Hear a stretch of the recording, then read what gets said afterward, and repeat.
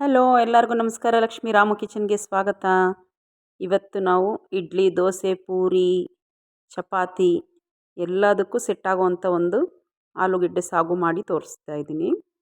ನೋಡಿ, ಮೊದಲಿಗೆ ಒಂದು ಬಾಣಲೆ ಇಟ್ಟು ಸ್ವಲ್ಪ ಎಣ್ಣೆ ಹಾಕಿ ಸಾಸಿವೆ ಹಾಕ್ಕೊಳ್ಳೋಣ. ಸಾಸಿವೆ ಸಿಡಿದ ನಂತರ ಸ್ವಲ್ಪ ಜೀರಿಗೆ ಹಾಕ್ಕೊಳ್ಳೋಣ. ಜೀರಿಗೆ ತುಂಬ ಚೆನ್ನಾಗಿರುತ್ತೆ ಈ ಸಾಗುಗೆ. ಜೀರಿಗೆನೂ ಆದ ನಂತರ 1 ಸ್ಪೂನಷ್ಟು ಕಡಲೆಬೇಳೆಯನ್ನು ಹಾಕ್ಕೊಳ್ಳೋಣ. ಆಲೂಗೆಡ್ಡೆ ಸಾಗುಗೆ ಕಡಲೆಬೇಳೆ ಹಾಕಿ ನೋಡಿ, ತುಂಬ ಚೆನ್ನಾಗಿರುತ್ತೆ ಟೇಸ್ಟು.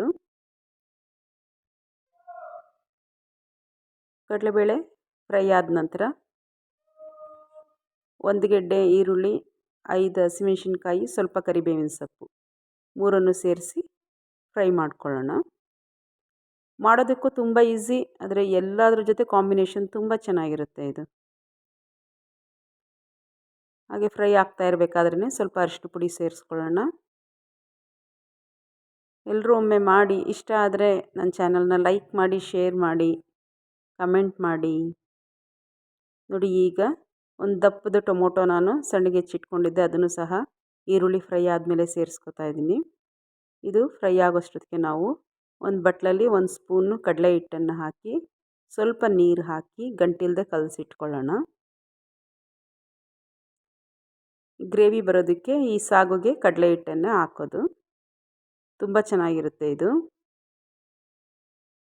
ಹಾಗೆ ರುಚಿಗೆ ತಕ್ಕಷ್ಟು ಉಪ್ಪನ್ನು ಈ ಸಮಯದಲ್ಲಿ ಹಾಕಿ ನಾವು ಟೊಮೊಟೊ ಜೊತೆಗೇ ಫ್ರೈ ಮಾಡಿದ್ರೆ ಟೊಮೊಟೊನೂ ಸಾಫ್ಟ್ ಆಗುತ್ತೆ. ನೋಡಿ, ನಾವು ಮಿಕ್ಸ್ ಮಾಡಿ ಇಟ್ಕೊಂಡಿದ್ವಲ್ಲ ಕಡಲೆ ಹಿಟ್ಟಿಂದು, ಅದನ್ನು ಸಹ ನೀರು ಸೇರಿಸ್ಕೊಳ್ಳೋಣ.